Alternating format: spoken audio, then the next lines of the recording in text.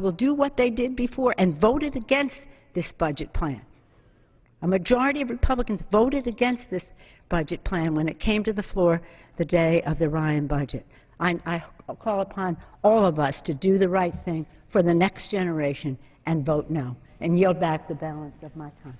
The gentlelady yields back. The gentleman from Wisconsin is recognized. Mr. Speaker, I yield myself 15 seconds only to say the only place where our budget mentions oil is that we want to drill for more of it in our country. We don't address the tax issue. In fact, what we call for is eliminating loopholes to lower tax rates. We save Medicare and guarantee the programs there for people 55 and above. More importantly, contrary to the current law, which takes Medicare away from current seniors as they now know it. With that, Mr. Speaker, I'd like to yield 3 minutes to the gentleman from Texas, the House Republican Conference Chairman, Mr. Hensling. The gentleman from Texas is recognized for 3 minutes. Mr. Speaker, this nation suffers from a surplus of deficits. First, our seniors have a health care deficit because in the last Congress, Democrats cut Medicare by $500 billion, hastening its bankruptcy and then creating a new board called the IPAB in order to ration the access and quality of their health care. Next, they have brought us a jobs deficit. Millions are unemployed and they remain unemployed, the highest duration of long-term unemployment since the Great Depression. Next, Mr. Speaker, we have the financial deficit. After the President's trillion-dollar stimulus program, which has failed miserably, after his $1.4 trillion takeover of our health care system, after an increase of base government 24% in 2 years, $3 trillion plus deficits in a row, we now have a debt crisis. And the President says, you know what, we need a balanced plan. I want you, Republicans, to raise taxes to pay for my spending. Well, Mr. President, one of the greatest impediments we have to job creation today is the threat of taxes to pay for your spending. Every day I hear from small business people in my congressional district. I heard from Christine Tanzio of Canton, Texas. Washington seems to think they can tax its way out of our economic problem, which is not possible. We are not hiring or planning to grow for the next several years. We are concerned that our government will raise taxes or put other burdensome restrictions on us that we will not be profitable. The financial deficit is tied to our jobs deficit. The American people have a message for their government. It is time to quit spending money we do not have. It is time to quit borrowing 42 cents on the dollar, much of it from the Chinese, and then send the bill to our children and grandchildren. It is why today House Republicans bring to the floor the Cut, Cap, and Balance program. Cut spending to at least the 2008 levels. Who thought that government was too small before President Barack Obama came into town? Cap. Since World War II, spending has averaged 20% of our economy. Under this president, it's 25% growing to 40%. Let's keep it at 20%. Balance. Every family in America has to balance their budget around the kitchen table. Every small business has to balance their budget. 49 of the 50 states, but no. Our Democrat colleagues said it is radical. It is radical to balance the budget.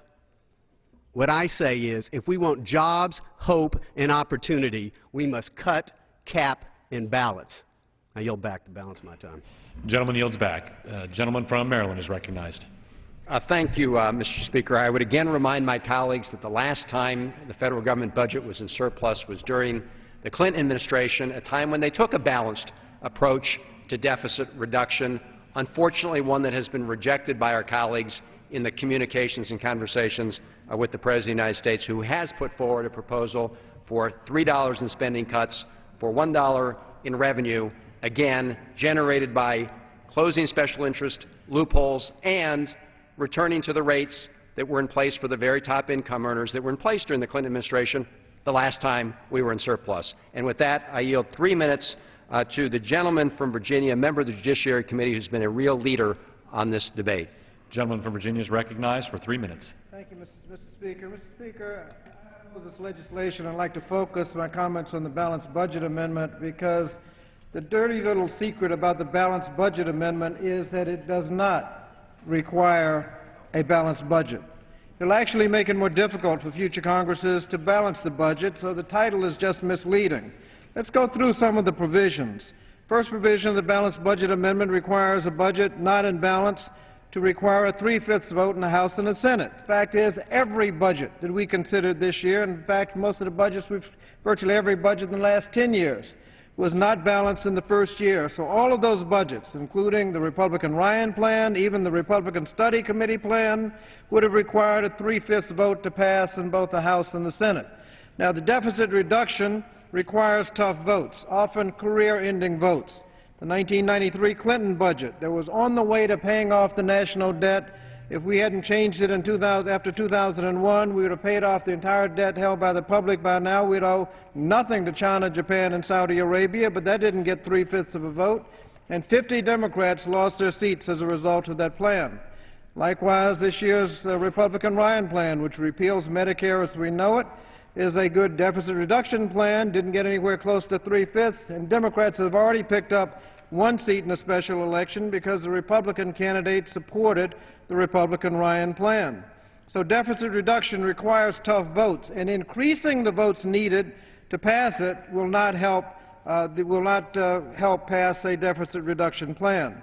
Now, while it's harder to pass a deficit reduction plan because of the 3/5 requirement, increasing the deficit can still occur. Last December, we passed $800 billion in additional deficits with the extending the tax cuts. Those still could have been passed under this legislation because you only need a simple majority to cut taxes, and a budget which even proposes additional tax cuts and even higher deficits would require the same 3/5 vote as the tough deficit reduction would require. Tax cuts can pass by simple majority, can pass by simple majority, but tax increases will require a 2/3 vote. Common sense will tell you that that will make it harder to balance the budget. The 2/3 provision to spend more than 18% of GDP will obviously put pressure on Medicare and Medicaid, since we haven't been to 18% of GDP since Medicare was enacted. You can cut the benefits with a simple majority, but to save the programs with additional taxes will require a 2/3 vote. Finally, Mr. Speaker, we know that we should not be distracted by misleading titles. We should notice that the legislation will make it harder to actually balance the budget because it increases the number of members who might have to cast career-ending votes, makes it virtually impossible to raise revenues or close loopholes. It will compel deep cuts in Social Security and Medicare, and you can't cure that with a simple, nice little title. I urge my colleagues to oppose this legislation. Gentleman's time has expired. The gentleman from Wisconsin is recognized. Mr. Speaker, I yield 2 minutes to the gentlelady from Wyoming, Ms. Lummis. The gentlelady from Wyoming is recognized for 2 minutes. Thank you, Mr. Speaker. We don't have to pass this bill to read this bill. We know what's in it. It's been online for 72 hours. The American people can go read it. But in case you haven't read it, let me tell you what it does. It caps spending. It caps spending consistent with the discretionary spending cuts that we passed in the budget earlier this year. And it cuts some mandatory spending in 2012, setting us on the path that Moody's and S&P say they need to assure investors that they can have confidence in U.S. Treasuries. It will create the glide path that Ben Bernanke has told us over and over that we need to bring spending under 20% of GDP. And it will pass a balanced budget amendment, like the vast majority of states have. This is the way to implement what we need to raise our debt ceiling. We know that we cannot default on our debt, so we will raise our debt ceiling in a way that Standard & Poor's and Moody's have said they need to see in order to assure our borrowers that our currency is valuable, that our obligations will be met and that we are going to get our spending under control. As the chairman of the House Budget Committee said a few minutes ago, when we passed his budget, we passed a plan that would broaden the base of taxes and lower the rate, that would not cut Medicare for seniors, for people over 55 years of age who aren't yet on Medicare, did not touch Social Security, and yet would preserve for the American people the decisions that this country was founded on. Mr. Chairman, I yield back. Gentlelady's time has expired. Gentleman from Maryland is recognized. Thank you, Mr. Speaker. Again, I just remind my colleagues that only 7 states place both the supermajority requirements and the caps that this would place in the Constitution of the United States. With that, I yield 1 minute to the gentlelady from Illinois, who has been a leader and fighter in this debate. Gentlelady is recognized for 1 minute. This Republican bill cuts caps and balances all right, cuts Medicare, caps Medicaid, balances the budget on the backs of seniors. And Republicans like to say that the public supports a balanced budget amendment. But when you ask them if they support balancing the budget by making cuts to Medicare and Social Security, by a 2-to-1 margin, the American people say no. And what liberal media outlet conducted that poll? Fox News. There is something very, very wrong and un-American with a Republican proposal that makes it far easier to cut Medicare than to cut subsidies for oil and gas companies, easier to cut Social Security than ask for 1 penny more from millionaires and billionaires. Of course we need to address our economic challenges, but not by holding our country hostage and threatening to not pay our bills with catastrophic consequences that will hurt every American in order to push an extreme agenda that cuts Social Security, Medicare, and Medicaid. We have a jobs crisis, we have a disappearing middle class crisis, and this illogical bill, which has no chance of becoming law, will make things much worse. I yield back. Expired. Gentleman from Wisconsin is recognized. Mr. Speaker, this time I yield 2 minutes to the gentleman from Alabama, the chairman of the Financial Services Committee, Mr. Baucus. Gentleman is recognized for 2 minutes. Thank you, Mr. Speaker. Mr. Speaker, we just heard that we were cutting Medicare, but in fact it was a minority party that cut $500 billion out of Medicare last year to pass Obamacare. How quickly we forget. Mr. Speaker, at one time people stored cash under their mattress for safekeeping. Now people all over the world put that same money in Treasury bills. That benefits every American in countless ways. Let's not lose that advantage. The imminent threat to the safe haven of Treasury bonds and our national security is default and downgrade.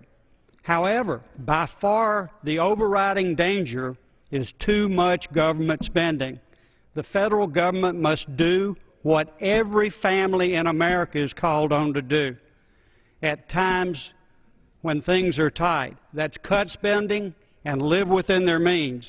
As long as we ignore our spending problem, the economy will weaken, confidence will not be restored, jobs will not be created. We, and more profoundly, our children and grandchildren, will bear the cost. Earlier, the minority leader said, what will the students say? What will the children say? Well, let me say this. When we say to them, your money's all gone, we spent it, we lack the courage to address the problems.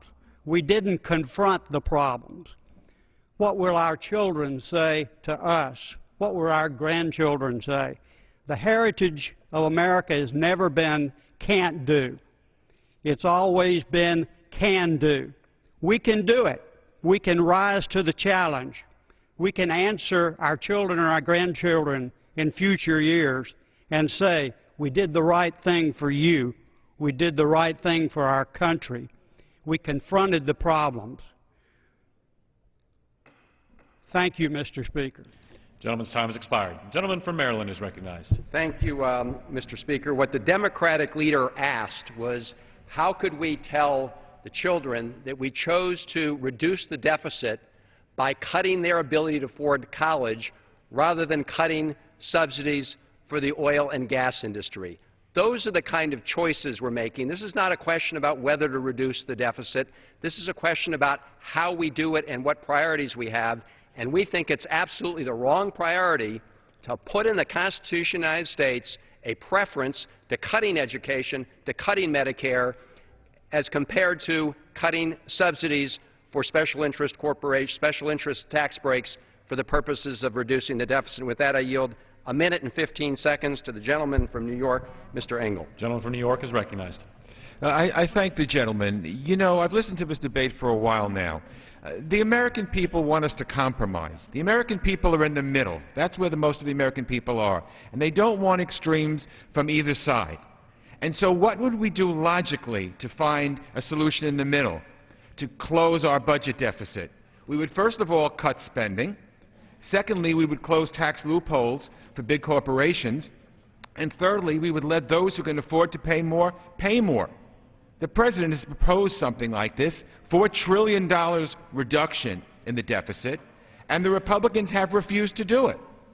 They refuse to even plug loopholes for big oil and gas. So this is where we are now. It takes two to tango. If they're going to vote no on anything that closes tax loopholes, then we have to just raise the debt ceiling. Now, we voted 7 times under President Bush to have a clean debt ceiling raise, 28 times under President Reagan to have a clean debt ceiling raise, and yet the Republicans won't do it, and they bring us to the brink of disaster. The truth of the matter is we don't need extremes, and as was pointed out here before, this will end Medicare and Medicaid and Social Security as we know it, because it will make it easier to cut those programs than it is to cut subsidies to big oil. That is shameful, and this should be rejected. One's time has expired. Gentleman from Wisconsin is recognized. I yield myself 30 seconds to simply say I think the gentleman threw Social Security there for good measure. The budget that is assumed underneath these caps doesn't address Social Security. It probably should. But more to the point, guess what, Mr. Speaker, ends Medicare as we know it? The current law, the President's health care law. It raids $500 billion out of Medicare to spend on another program, and then puts a board of 15 unelected, unaccountable bureaucrats in charge of price controlling and therefore rationing Medicare for current seniors. Medicaid's going bankrupt. If you want these programs to succeed, you have to reform these programs. Leaders see the problem and fix the problem, and that's what we propose to do. With that, Mr. Speaker, I yield 2 minutes to the gentleman from Mississippi, Mr. Nunnally. Gentleman from Mississippi is recognized for 2 minutes. Thank you, Mr. Speaker. I want to thank the gentleman for yielding. Today, majority of Americans don't believe that successive generations will enjoy the quality of life that they've enjoyed. And a lot of that fear is driven by an unrestrained federal government, unrestrained spending, because a majority of Americans understand the proverb, the borrower is the slave to the lender. Just a few hours ago, Harper Grace Nunnally entered the world. And today, in her honor, her grandfather will cast a vote to secure the blessings of liberty for Harper Grace and for her brother Thomas and for their successive generations yet unborn.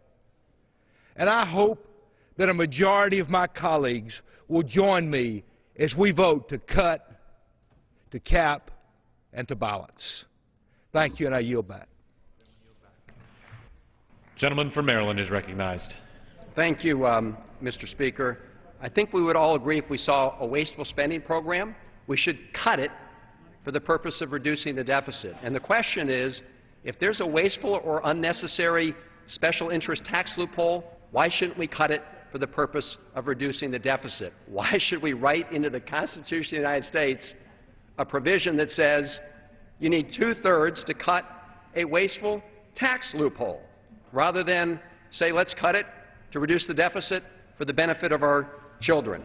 I would also observe, Mr. Speaker, that the Republican plan with respect to Medicare would force seniors out of the current Medicare system into the private insurance market, where the private insurance industry would ration their care.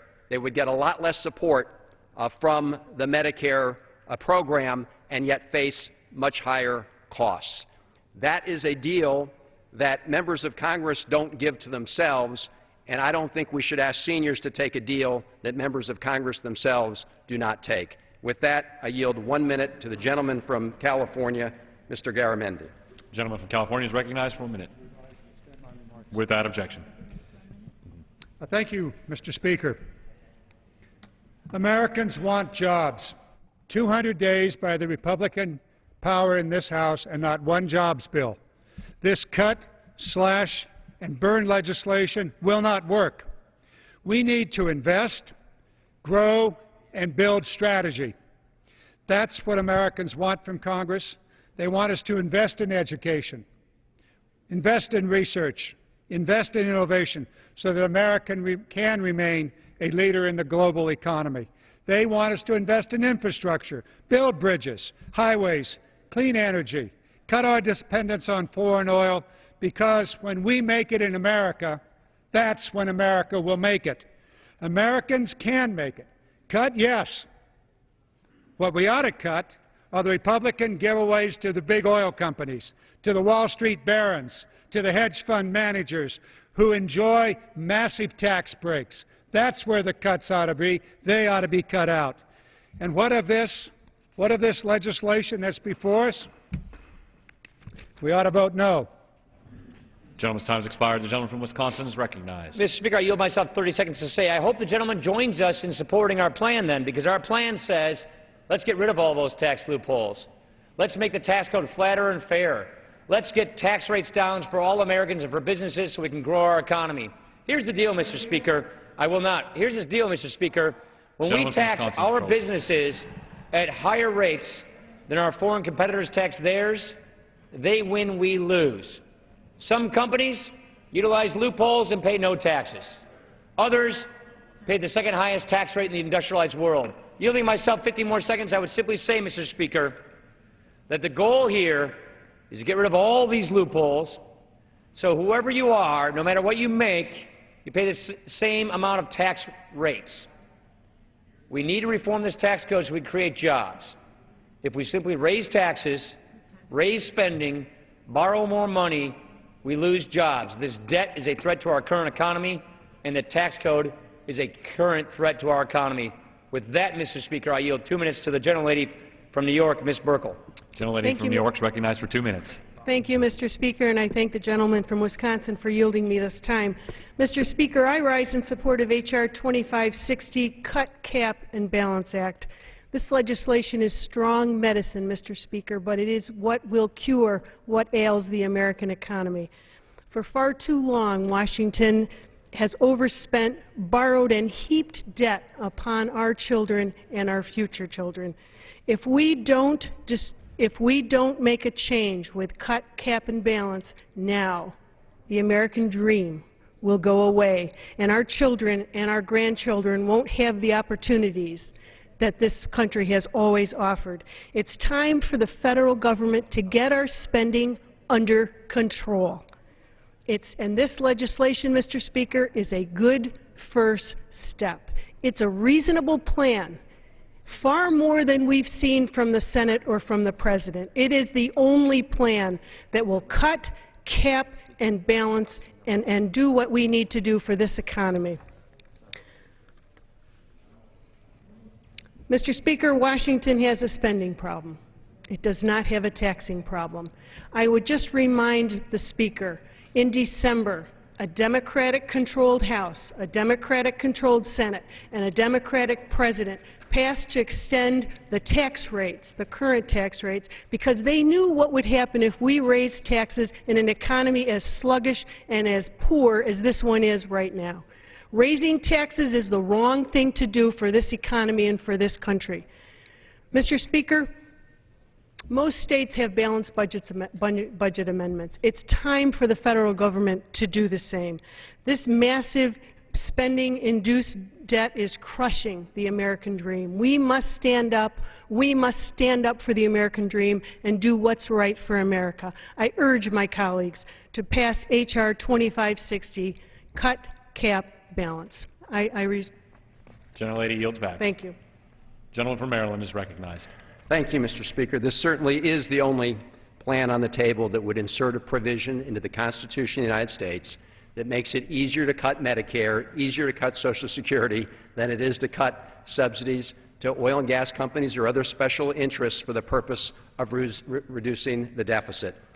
We think that's a bad idea. That's why it's not part of the President's balanced plan to reduce the deficit by $4 trillion over 10 to 12 years. With that, I yield 1 minute to the gentleman from New Jersey, Mr. Holt. Gentleman's recognized for 1 minute. Mr. Speaker, this bill has a slogan for a title and unrealistic nonsense inside. Under this, millions of students would not get Pell Grants, and education and related programs would be cut by about 25%. And further, for the third time, yes, the third time, the majority is voting today to end Medicare and double health care costs for seniors. We shouldn't be surprised that the majority is squeezing out Medicare. They never liked it in the first place. We shouldn't be surprised that they're reducing education grants. They promised they would. We shouldn't be surprised that they want to preserve subsidies and giveaways to big oil and other fat cats, because that's been their raison d'etre for a century. We should be surprised, or at least disappointed, that they want to sacrifice America's credit rating and good name. We should be disappointed, too, that they won't allow Congress to get on with the work, the hard work, the important work of actually making jobs. I yield back my time. Gentleman yields back. The gentleman from Wisconsin is recognized. At this time, Mr. Speaker, I yield 1 minute to the gentleman from Utah, Mr. Bishop. Gentleman's recognized for 1 minute. Thank you, Mr. Speaker. As previous speakers have said, we do not have a revenue problem, and we don't have just a spending problem. We have a doing problem. For the federal government, for several decades, has expanded beyond our core constitutional responsibilities, and in so doing, we have created the financial crisis in which we find ourselves today. A balanced budget amendment would be a great addition to the Constitution in conjunction with and respect for the 10th Amendment. For indeed, what we refer to as federalism is the solution to our problems and the salvation to this country. And this bill before us today is an excellent first step on our way to that ultimate salvation. I yield back. Gentleman yields back. The gentleman from Maryland is recognized. Thank you, Mr. Speaker. I yield 1 minute to the gentlelady from California, Ms. Davis. Gentlelady is recognized for 1 minute. Thank you, Mr. Speaker. And I want to bring the debate back to real people, to seniors who've been contacting my office, sharing their fears, their concerns over inaction in this Congress over the debt crisis. A widow from San Diego called to ask if she'd get her Social Security check after August 2nd. The payment she earned, working hard for years and years. She doesn't know how she's going to pay her Medicare premiums, her mortgage, her grocery bills, or her prescriptions. Our constituents do expect us to work together to solve serious problems. Yet we seem to be stringing the American public along here, playing games with their futures. This legislation was put together in the dark of night and brought straight to the House floor. My colleagues didn't hear from one witness on its consequences, didn't hold one hearing, and completely bypassed the regular legislative process. Instead of wasting valuable time on legislation that won't move beyond this chamber, we should focus on forging a bipartisan solution to the debt crisis. Let's agree on meaningful and rational solutions for the long term before the debt crisis becomes worse. We can do one with job creation that won't slash health research, innovation, Medicare, Medicaid, or education. I yield back. Gentlelady's time has expired. The gentleman from Wisconsin Mr. Speaker, I yield 2 minutes to the gentleman from Michigan, Mr. Walberg. Gentleman from Michigan is recognized for 2 minutes. Thank you, Mr. Speaker. We're broke, and that's really not the legacy that I want to leave Micah and Claire, my grandkids. More unrestrained spending and tax increases will only slow our economy and make our fiscal problems worse. Raising the debt ceiling without significant reform is not a solution. It's a gimmick. We have to get our spending under control, and cut, cap, and balance is a path to fiscal responsibility.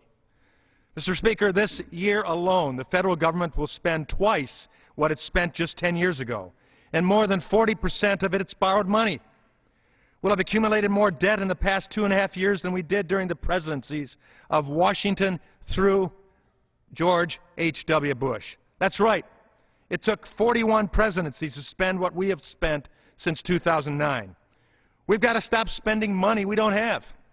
It's causing the private sector to sit on the sidelines, take fewer risks, and create fewer jobs.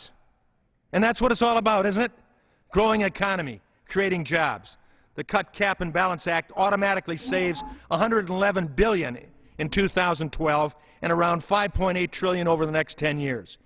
It includes enforceable caps on spending that will bring the size of government back to below 20% of GDP. And the legislation cuts up the government's credit cards by passing a balanced budget amendment. Cut, Cap, and Balance will create a future of better opportunities for our children. Micah and Claire, my grandkids. Washington will finally have to do what every American family and businesses do every day: balance the budget. This Saturday, I enjoyed an afternoon of kicking the walnut down the street with Claire and Micah, 4.5 and 3 years old. But I don't want to kick the can down the road for them.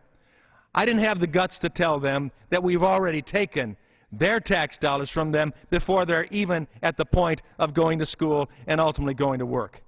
We need to stop our spending now. Cut, cap, and balance, and I yield back. Gentleman yields back. The gentleman from Maryland is recognized. Thank you, Mr. Speaker. I yield 1 minute to the gentleman for Oregon, Mr. DeFazio. Gentleman from Oregon is recognized for 1 minute. I supported an honest, bipartisan balanced budget amendment in 1995. There is no balanced budget amendment in this legislation. There is a big dollop of legislative legerdemain and blackmail. It simply says that the Republicans will drive the country to default unless Congress later passes their right-wing version of a balanced budget amendment that requires an impossible two-thirds vote to close the most egregious tax loophole, the same loopholes that the gentleman from Wisconsin purports to want to close. With apologies to Lewis Carroll. "There's no use trying," said Alice. "One can't believe imaginary things." "I dare say you haven't had much practice," said the Queen. "When I was your age, I did it for half an hour a day. Why, sometimes I've believed as many as 6 imaginary things before breakfast, or in this case, before dinner and cocktails at the Republican Club." Gentleman yields back. Gentleman from Wisconsin is recognized. May I inquire as to the division of time between the two? Gentleman from Wisconsin has 20 minutes and 1/4 minutes, and the gentleman from Maryland has 21 3/4 minutes. 21 and 20? 21 and 20. Okay. At this time, I'll yield 2 minutes to the gentleman from Arizona, Mr. Schweiker. Gentleman is recognized for 2 minutes. Thank you, Mr. Speaker. My reason for coming to the floor today is, look, there's already been some wonderful arguments, hopefully on our side, talking about cut, cap, and balance being a realistic path to get there. But I'm here because the political rhetoric seems to lack basis in math. So let's have a little fun here. How many times today have we already heard the comments about those corporate jets? We need to get rid of those depreciation. Okay, time for a little bit of mathematical reality. We borrow $4.7 billion every day. If we were to eliminate that incentive for those corporate jet purchases, fine.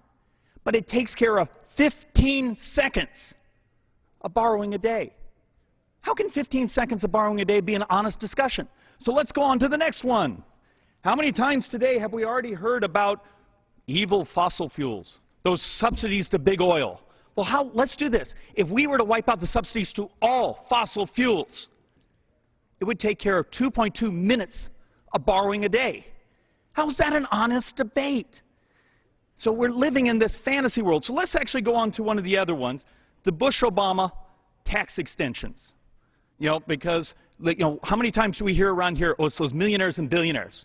Well, let's do this. What would the math be if you got rid of those tax extensions for all Americans? It would buy you 28 minutes of borrowing a day. And that's assuming you don't slow down the economy, you don't raise unemployment, actually we use the president's numbers and pretend you'd get every dollar in, 28 minutes a day. So think about that. The rhetoric you've heard here for hours wouldn't even buy, or would actually only buy 1/2 an hour of borrowing a day. So I turn to my brothers and sisters on the left and say, what would you like to do with the other 23.5 hours of borrowing every single day? Mr. Speaker, I yield back my time. Gentleman yields back. Gentleman from Maryland is recognized. Thank you, Mr. Speaker. Again, I would remind my colleagues to do the basic math. Go back to the last time the budget of the United States was in surplus. It was during the Clinton administration. It followed on some very difficult decisions in the early 1990s.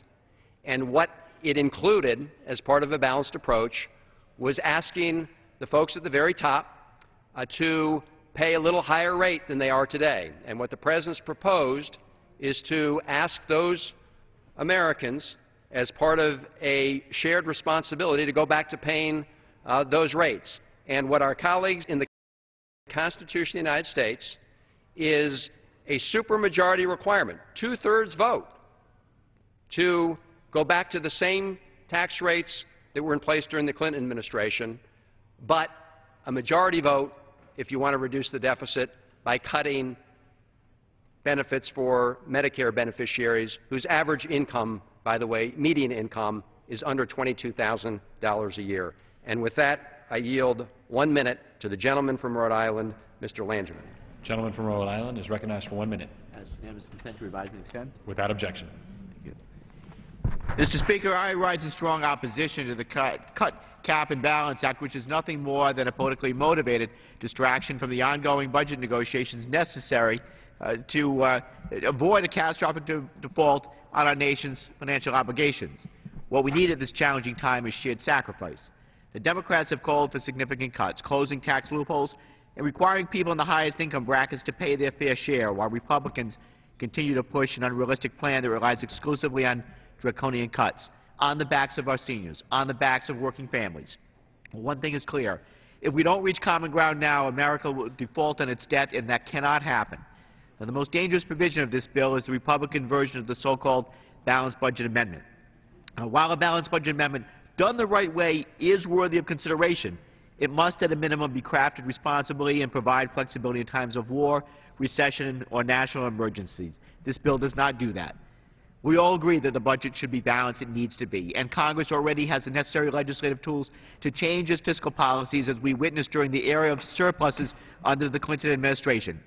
The challenge lies in our collective abilities and individuals' intentions to work together toward a compromise that prioritizes programs both beneficial to our economy, cuts trillions in spending, and increases revenues from those who can afford it. Gentleman's With that, I time yield expired. back. Gentleman from Wisconsin is recognized. Mr. Speaker, I yield myself 30 seconds. If we're going into recalling history, just to simply say that the quote-unquote corporate tax loophole is a provision that was in the President's stimulus bill drafted by Democrats, passed by Democrats, not supported by Republicans.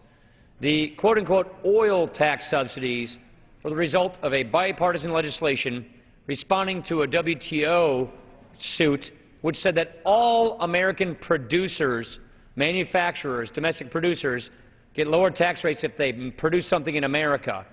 What the other side is simply saying is, no, let's just raise that. I yield myself another 15 seconds to say, let's just raise that tax on just oil and gas, not any other manufacturer, and that is a subsidy for oil and gas. 15 more seconds to tell you, Mr. Speaker, these provisions are so infinitesimally small, they're just fundamentally unserious.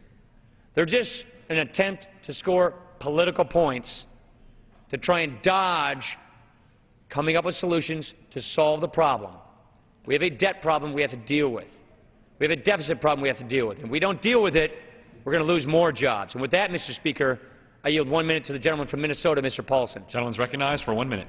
Thank the gentleman for yielding. And, Mr. Speaker, it is true that we could, as some of my colleagues on the other side of the aisle suggest, continue to practice business as usual with no plan to control spending. But what will that lead to? Higher taxes, more spending, more debt, and fewer jobs.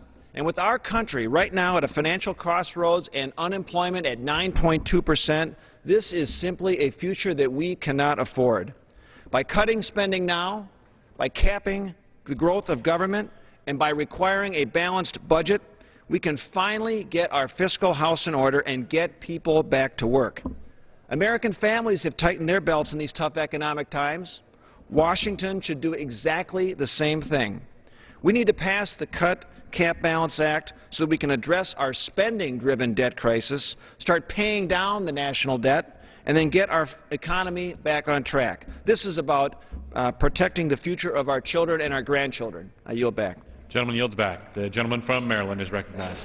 Thank you, Mr. Speaker. I find it very curious that, on the one hand, our Republican colleagues are saying that the revenues that the President's requested as part of a balanced plan are peanuts, that they're irrelevant, and on the other hand, arguing that somehow if you raise those revenues, it's going to crush the economy.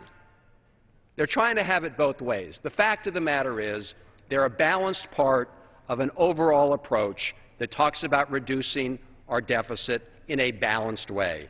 And I go back to the fact that the last time we had that balanced approach was the last time that we had federal budget surpluses. And with that, I yield 1 minute to our gentlelady, Ms. Clark. Gentlelady is recognized for 1 minute. Thank you very much, Mr. Speaker, and I thank my colleague, Mr. Van Hollen, for the time.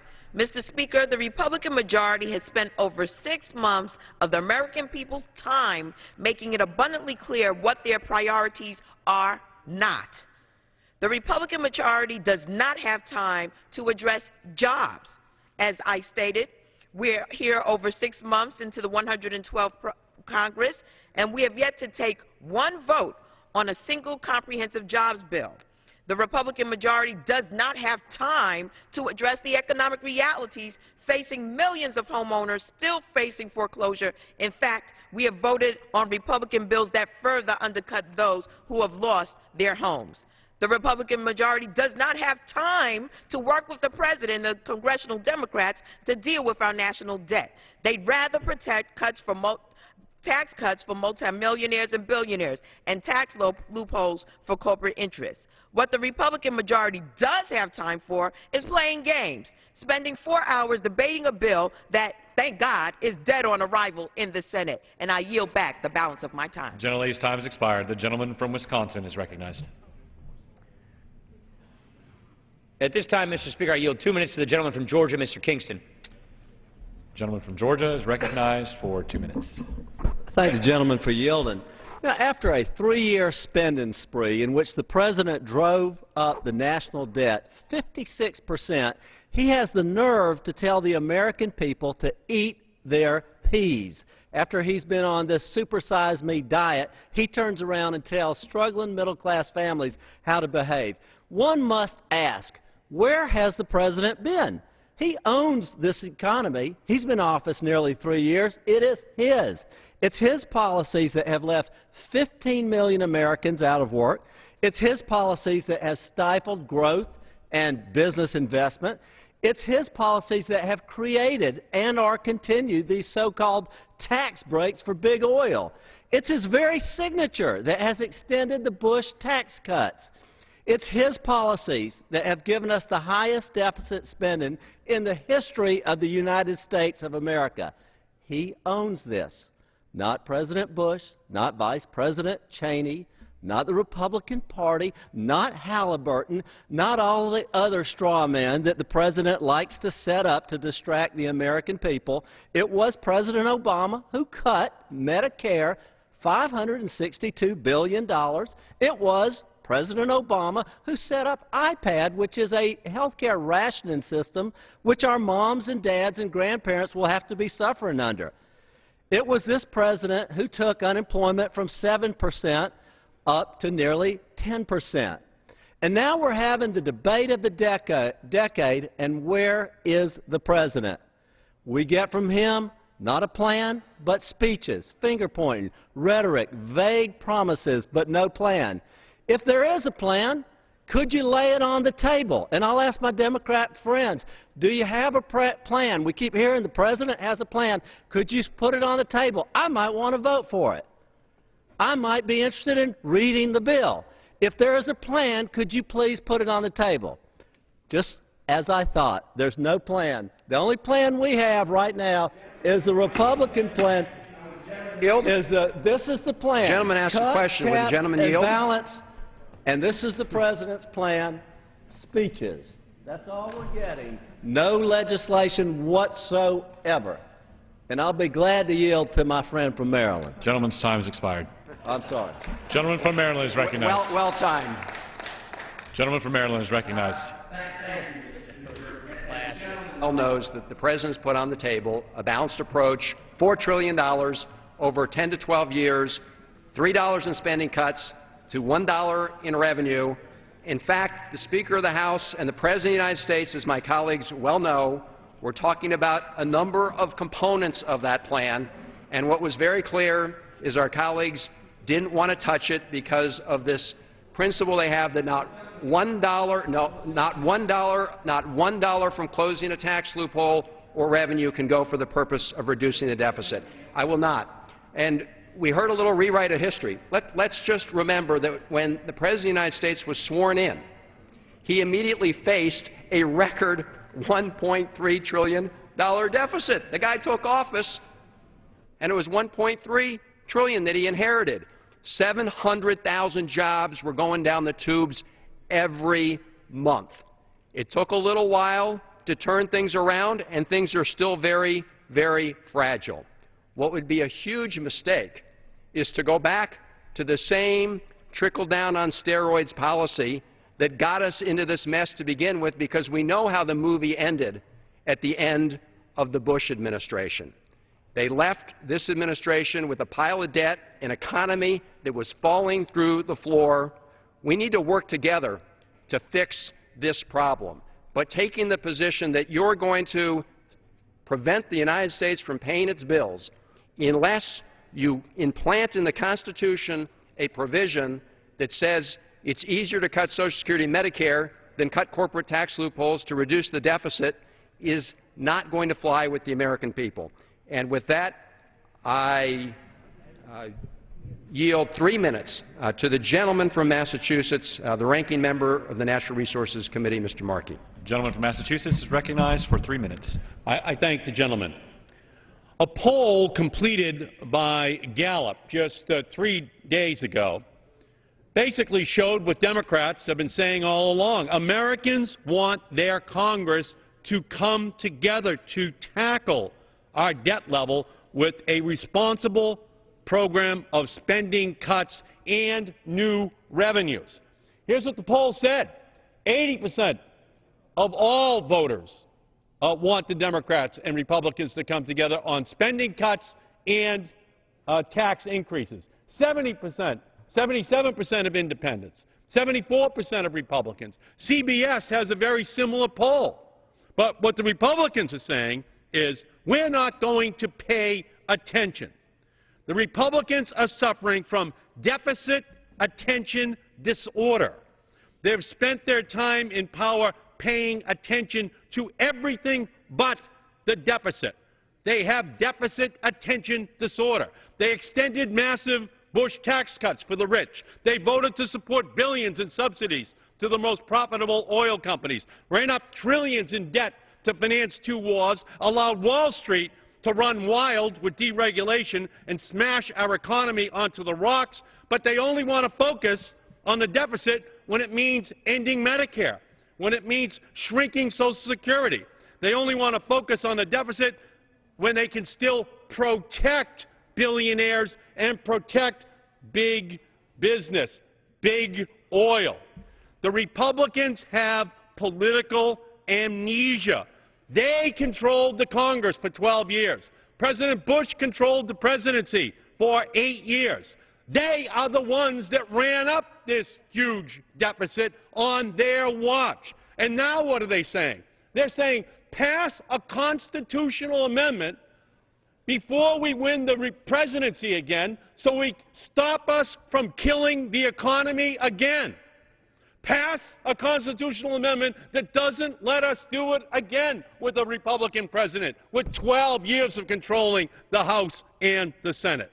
They want to leave America on the brink of becoming a deadbeat debtor to the world because they are irresponsibly ignoring what the American people are screaming at them. Work together as parties.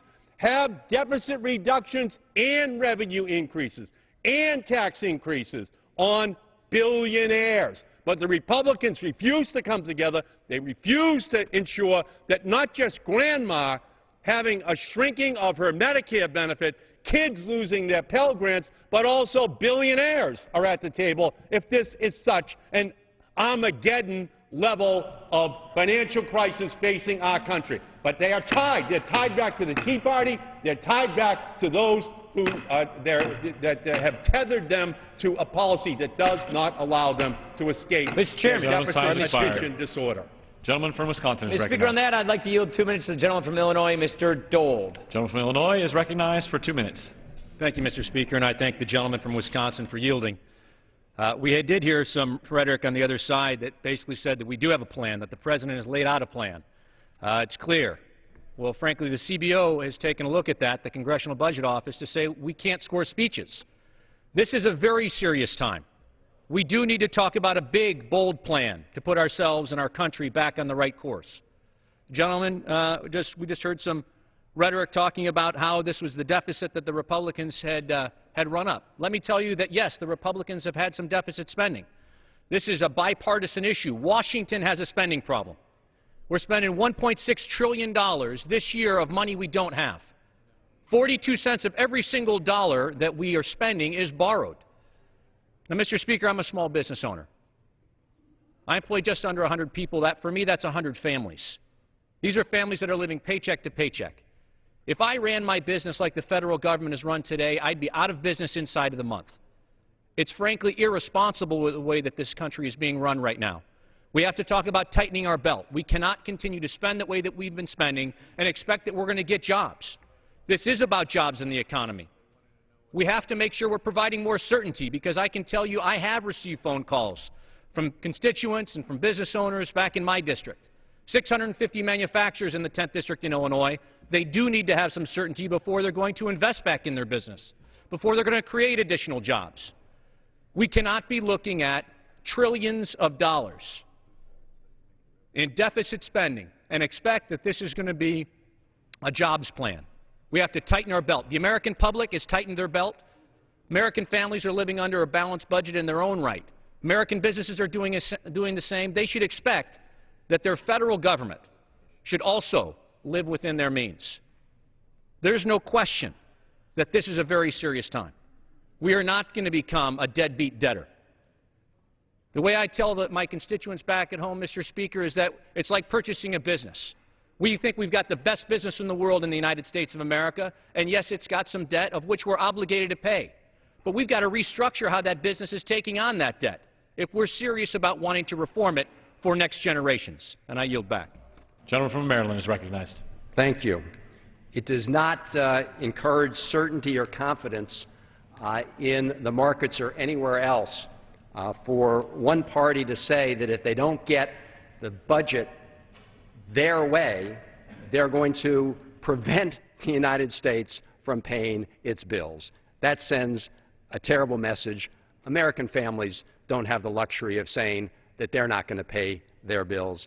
With that, I yield 1 minute to the gentleman from Michigan, Mr. Hanson Clark. The gentleman from Michigan is recognized for 1 minute. Thank you, Mr. Speaker. I ask this Congress to cut and cap the true debt that's crushing Americans right now, robbing them of any financial security and killing off jobs. I'm asking this Congress to take certain mortgage loans, cut those mortgage principals, and cap them to current home value. Let's do that. That'll help people who are underwater right now on their mortgages. Let's cut, cap, and forgive certain student loans so Americans won't have to spend a lifetime repaying back on their education. You see, when you give Americans more money by eliminating their personal debt, they'll be able to save more, invest more, responsibly spend more. That's how you create jobs. The most powerful way to get this economy engaged again is to help Americans become free of personal debt. I yield back my time. Gentleman yields back. The gentleman from Wisconsin is recognized. Mr. Chairman, at this time I'd like to yield 1 minute to the member of the Budget Committee, Mr. Mulvaney from South Carolina. Gentleman is recognized for 1 minute. Mr. Speaker, The fact that we are here today to debate raising America's debt limit is a sign of leadership failure. Leadership means that the buck stops here. Instead, Washington is shifting the burden of bad choices today onto the backs of our children and grandchildren. America has a debt problem and a failure of leadership, and Americans deserve better. I wish I could take credit for that one, Mr. Speaker, but I can't because that was President Obama in 2006. I also wish I could take credit for, quote, I am willing to take down domestic spending to the lowest percentage of our overall economy since Dwight Eisenhower, end quote. I wish I could take credit for that. That was the President last week. Finally, I wish I could take credit for the claim that the President is offering a comprehensive program to force us to live within our means. This is a supposedly $4 trillion reduction in spending, $4,000 billion, that in all actuality only cuts spending $2 billion next year. Talk is cheap in this town, Mr. Speaker. It's time to match actions and words. It is time to act on the spending difficulty that we have and to pass cut, cap, and balance tonight. I yield back. Gentleman yields back. The gentleman from Maryland is recognized. Thank you, Mr. Speaker. Let me just quote from a letter. Denigration of the full faith and credit of the United States would have substantial effects on the domestic financial markets and on the value of the dollar in exchange markets. The nation can ill afford to allow such a result. The risks, the costs, the disruptions, and the incalculable damage lead me to but one conclusion, that we must pass legislation to raise the debt ceiling. President Ronald Reagan. Now, there's legislation floating around here that creates this delusion into thinking that somehow we can get to that date and it's all made up, that Secretary Geithner cooked the books. And there's legislation that says, you know what, let's pay the government of China and other creditors before we pay our troops, before we pay our Social Security beneficiaries. What Moody's, what Standard & Poor's, what the U.S. Chamber of Commerce and others are telling us is, you can't decide to pay your mortgage but not your car payment. If the United States is not fulfilling its obligations to pay for what it's already bought, as Ronald Reagan said, that would have catastrophic consequences. And that's why it's so dangerous to take the position that unless somehow in the next couple weeks we pass a constitutional amendment that would make it easier to cut Medicare and Social Security than cut subsidies for the purpose of reducing the deficit. We don't do that, we're not going to allow the United States to pay its bills. And the economy, as President Reagan said, would go straight downhill. With that, I yield 1 minute to the gentleman from Virginia, Mr. Connolly. Gentleman from Virginia is recognized. Thank you, Mr. Speaker. Who are you kidding? Cut, slash, and burn. You bypassed your own rules to bring it to the floor. You say it protects Medicare, it destroys Medicare. You say you're protecting jobs, you'll cost hundreds of thousands of jobs if this ever saw the light of day in law. It disinvests in education, R&D, and infrastructure in this country. That equals unilateral disarmament when it comes to the global competition and innovation, and we might as well hand it over to our competition in Brazil, China, and India. Shame on you. I urge the defeat of this phony bill. Members are reminded to address the remarks to the chair and not to others in the second person. The gentleman from Wisconsin is recognized. Mr. Speaker, this time I'd like to yield 1 minute to the gentleman from California, the chairman of the Government Reform Committee, Mr. Issa. Gentleman from California is recognized for 1 minute. Ask unanimous consent to revise and extend. Without objection. Mr. Speaker, for more than an hour I've listened to floor debate, and it seems like one side wants to say that we have to cut, and the other side says that any cut we do is wrong. One side says we have to do tax increases. The other side says no. What the American people need to hear, Mr. Speaker, is we now spend almost a quarter of every dollar produced in our economy. And as my now deceased father-in-law would have said, taxes are rocks in your knapsack. The American people cannot afford to have more and more weight on the economy. This is not an argument about how much we spend. This is an argument about what the American people can afford in overhead that ultimately hurts our competitiveness in jobs big and small, foreign and domestic. So I'll be voting for this and every other initiative that can possibly give the American people a fighting chance to compete for good-paying jobs here and in competition with the rest of the world. I urge the support and yield back. Gentleman yields back. The gentleman from Maryland is recognized. Thank you, Mr. Speaker. Again, the President's proposal, which mirrors the framework of the bipartisan Simpson-Bowles Commission says we'll do $3 in cuts with $1 in revenue. It's shared responsibility to reducing our deficit so that our economy in the future can grow. Let's make sure that we don't do anything now that will hurt the fragile economy. I yield 1 minute to the gentleman from Michigan, Mr. Peters. The gentleman from Michigan is recognized for 1 minute. I rise today in opposition to H.R. 2560. Since taking office, I have fought for greater fiscal responsibility in Washington. I have voted against hundreds of billions of dollars in new spending. And today there is a new bipartisan consensus that a comprehensive deficit reduction plan is a national priority. But unfortunately, Republicans are squandering this opportunity. Rather than a balanced approach, they are pursuing a radical agenda that will force our nation's seniors and middle class to sacrifice while letting millionaires and special interests keep their tax breaks and loopholes. Let us be clear. A vote for this bill is a vote for drastic cuts to Medicare and for putting teachers, firefighters, and police all over our country out of work. Republicans need to stop playing games with our economy and start working for what American people want. Comprehensive deficit reduction that shares the burden, strengthens Medicare and Social Security, ends tax giveaways for the well-connected, and puts our country on a path to financial security. This bill fails to address these needs and